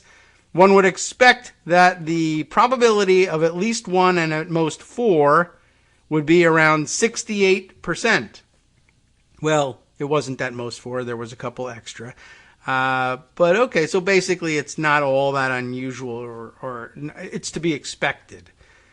However, the other comments, I said, were a little bit more interesting, like the person who says, I'll assume that none of them realized they had it. Think about that when you're wondering whether to unmask yourself or your children at this point in time. COVID is still very much with us, and vaccines are just not enough versus Omicron, no matter what Leanna Wen tells you. Although the vaccines did a pretty good job of keeping it so that they didn't even notice they had it. I have to admit that part, at least. All right, then an NPR article was cited here, that's what clarified it for me, that these are people who were planning to go and took the mandatory test, and that these 5 people named in this article are among those who said, I thought I was fine, but okay, I guess I won't go. Now, as I mentioned, one of them is Jamie Raskin, and somebody said, well, didn't he just have COVID in early January? And of course, if that's the case, someone points out, yeah, this is not so good. That's within 3 months that he's had it. Plus, he's vaccinated and boosted, and he has antibodies from the previous infection and still turns up positive. So that's not so great. That's true. And then more people musing, well, how can we remove mask mandates from schools at this stage if it's still so prevalent? And the answer is, I guess we just will, and we'll see what happens. Although somebody else pondering, a total of 6 Democrats so far announced that they tested positive for COVID and would not attend. One can only imagine how many Republicans tested positive and are not publicly admitting it. And that could certainly be the case as well. So, anyway, that's still out there. I don't know if you were aware of the pandemic, but seems to be true. Let's see, other things to share with you. Oh, yes, right. I think we rounded up all the examples of weird stuff that suddenly disappeared from our world when Russia's money spigots got turned off. There was, as I mentioned, the empty plaza where they set up the stage for the supposed trucker rally in D.C. I have one of several videos that circulated about this stuff. This was the one that revised its permit down to 500, right, from several thousand the other day. And then it turns out literally no one showed up. One truck was there, and this guy's 360-degree turnaround video of nobody's here. There's media here ready to cover whoever shows up, but literally nobody, organically or otherwise, decided to show up for this rally. And it's weird that would happen about at the same time when the Russian payment system got shut off. Similarly, and totally unrelated, there was the lack of Russian trolls on Twitter and lack of pro-Russian content as well. But even more to the point, Roy Edroso, who points out that the usual suspects for most shared, top performing, links on Facebook was dramatically changed.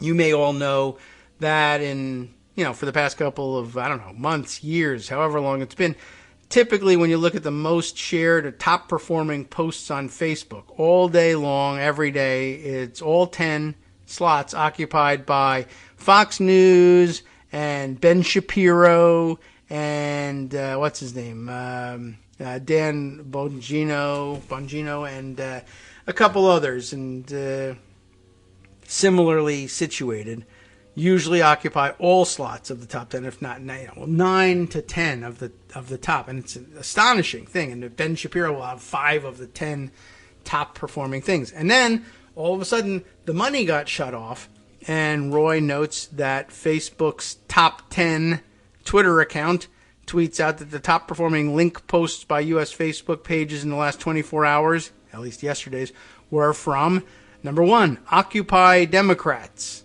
Number 2, Ben Shapiro. Okay. Number 3, Occupy Democrats. Number 4, Ben Shapiro 5 as well. Bloomberg News, Occupy Democrats, People Magazine, VOA Burmese News, inexplicably at number 9, and Fox News number 10. Hardly the usual Ben Shapiro, Dan Bongino dominance of the list. Wonder what's going on, Roy asks. And it's a good question. And,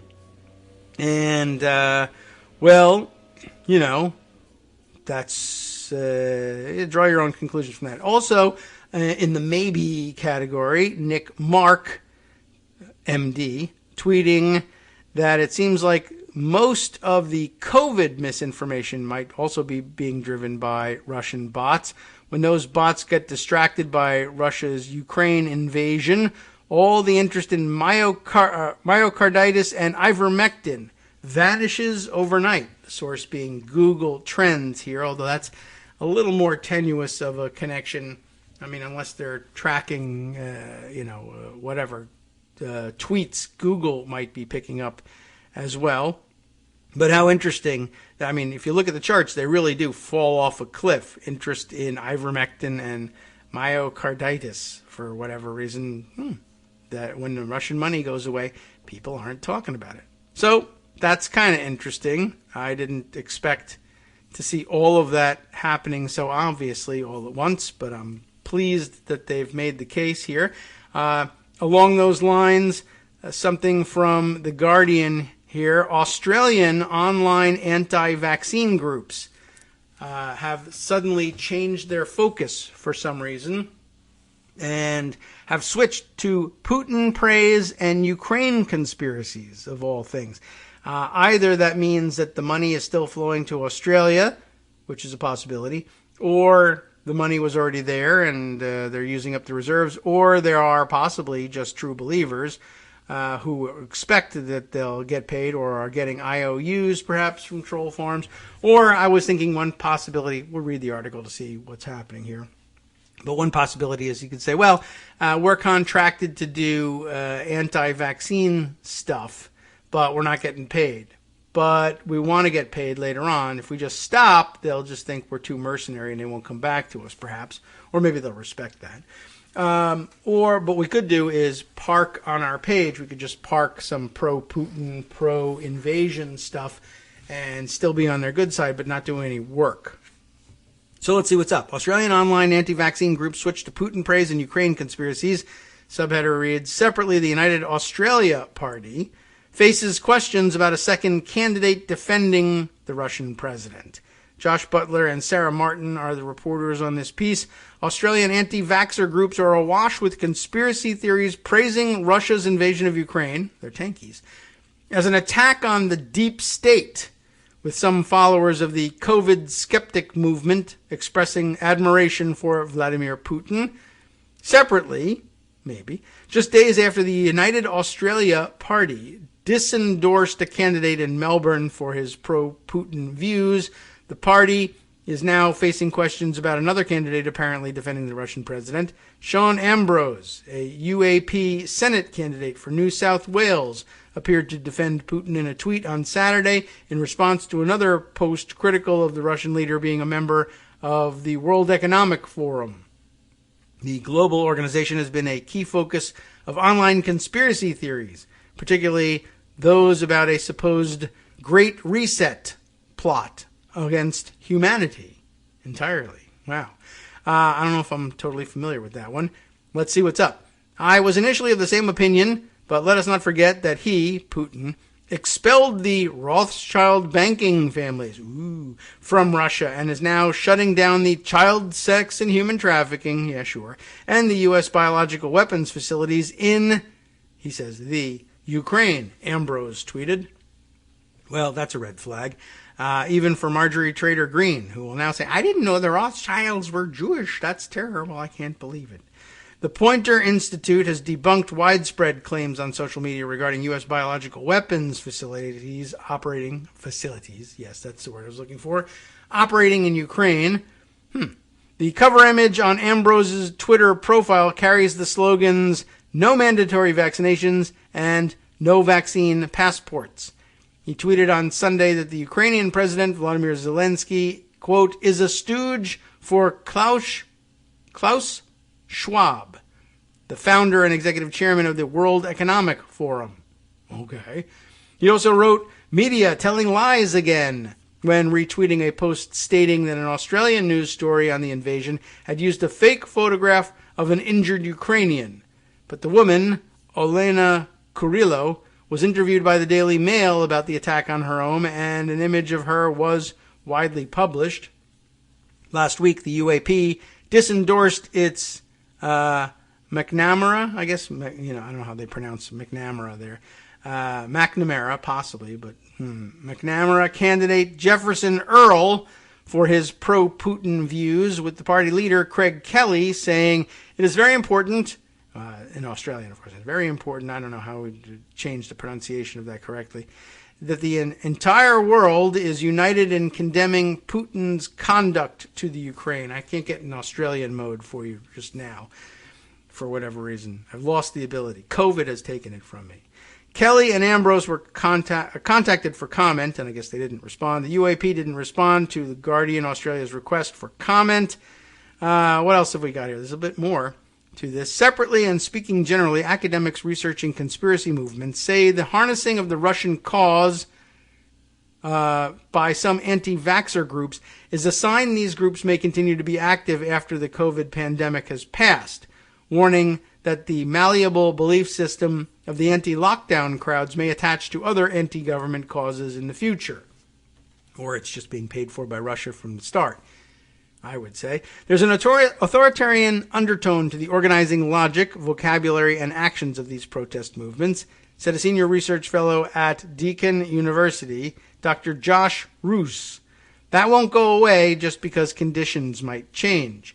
The messaging app Telegram, which allows users to post content in the equivalent of chat rooms or message boards, is favored by some far-right and conspiracy groups. Telegram channels previously dedicated to anti-vax sentiment or are organizing anti-vaccine mandate protests have been flooded with content praising the Russian invasion of Ukraine. Video clips are being shared, as well as comments from the former U.S. President Donald Trump, sorry about that, everybody, who appeared to praise Putin's actions. Many shared memes or claims from international anti-vax channels, spreading baseless claims that Russia's invasion was variously about attacking U.S. bioweapons facilities in Ukraine, that Putin was fighting the deep state, or, across states. What does that even make? That makes no sense whatsoever. Or that the U.S. government was secretly promoting the conflict as a, quote, distraction from domestic political issues.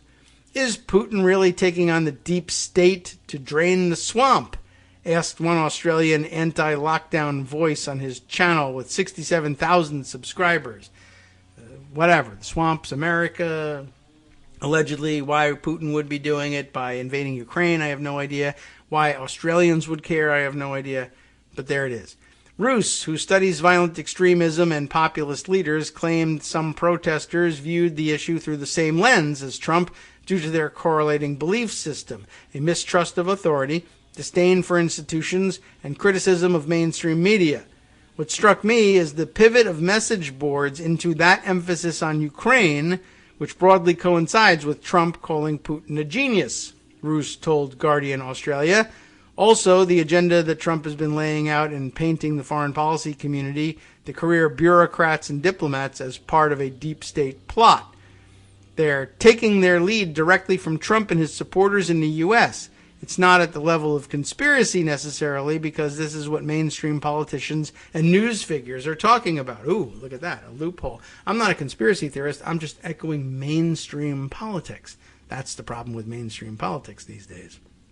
Dr. Kaz Ross, a researcher studying conspiracy movements, said a distrust of the media was driving the movements. The deep underlying belief structure of these movements is like QAnon, in that they believe there's secret stuff going on that we don't know about, and the media is lying to you, so whenever you see a simple explanation for something, that's not right, she told Guardian Australia. So, if it looks like Russia is invading because they're evil bullies, these groups would say, no, look for the counter-narrative. They'd say, we can see through the lies of mainstream media, so whatever they say, we have to say the opposite. Countless posts inside the groups poured scorn on media coverage. It's hard to know what's happening without an honest and fair media, one supporter of a large anti-vaccine group posted. Another said, one way to find the truth is to turn on the TV and whatever they report, go with the opposite. Like, get vaccinated so you don't die. I won't. Then you die. Okay. That such conspiracy-minded groups transfer their ideology onto news events of the day is not new, but what Ross and Roos, different people, noted was the Ukraine invasion was one of the first times the anti-lockdown or COVID skeptic movement, a broad church, in the weird sense the Australians would use it for, a broad church variously consisting of anti-vaxxers, sovereign citizens, evangelicals, civil libertarians, members of the far right, and anti-government groups, have pivoted strongly to a topic outside of COVID. Roos and Ross said it suggested the groups may have longevity beyond the pandemic. People think the groups will settle down when COVID returns to normal, but this Putin issue shows the movement still has life in it, Ross said. Who knows where it goes? Some people have made it their identity. They've made it their life to be a, quote, freedom fighter. Roos suggested the groups would be fertile ground for cultivation by far-right populist politicians or movements. I don't think they'll go away. There's a fluidity and a diversity of the movement, common emotional and political strands of a deep sense of anxiety about the future. Some will go back to work after COVID, but there's that sense of alienation and disenfranchisement. That deep distrust of government, science, and politicians doesn't go away. So they won't link it to the money. That's up to us. But an interesting phenomenon nonetheless, and worth observing, whether in Australia or here at home. Let's see. Other items that we ought to share with you. All right, let's see. We've already done that one, the COVID among members of Congress, but a different report on it.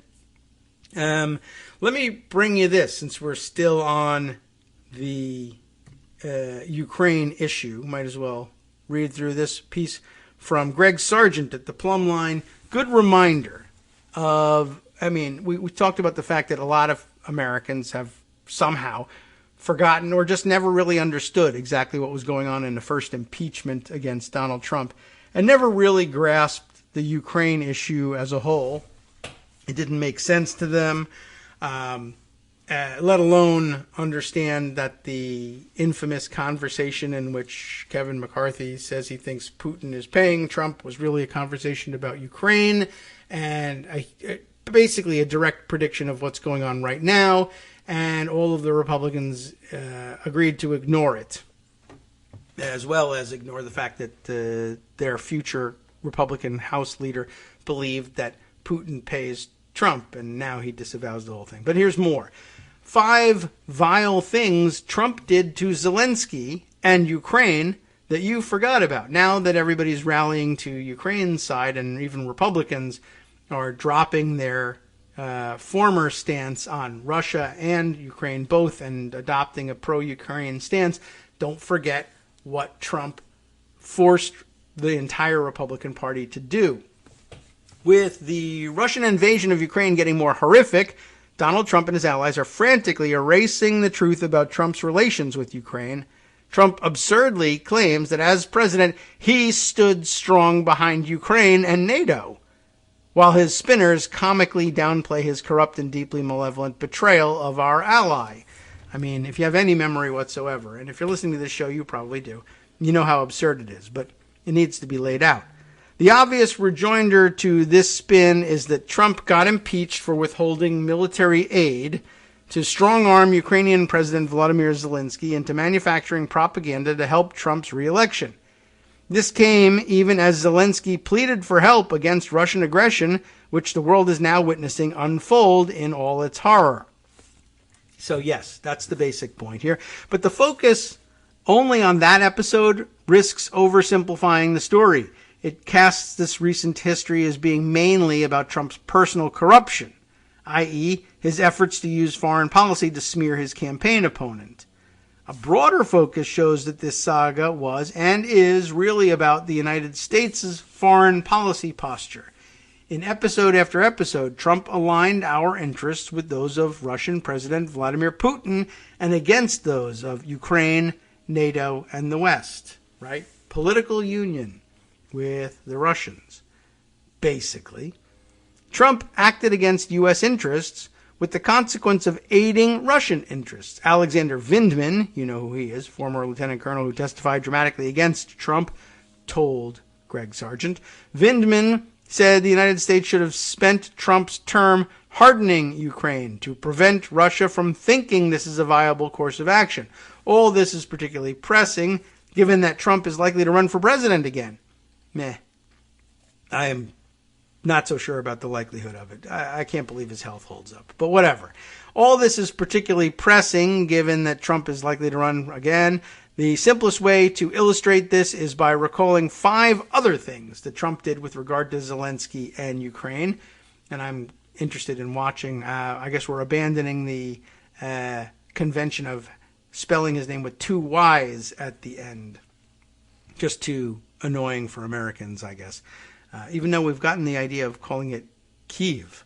Anyway, number 1 of the 5 things. Spread propaganda about Ukrainian interference in the 2016 election. This was one of the top issue for me yesterday in looking at his piece.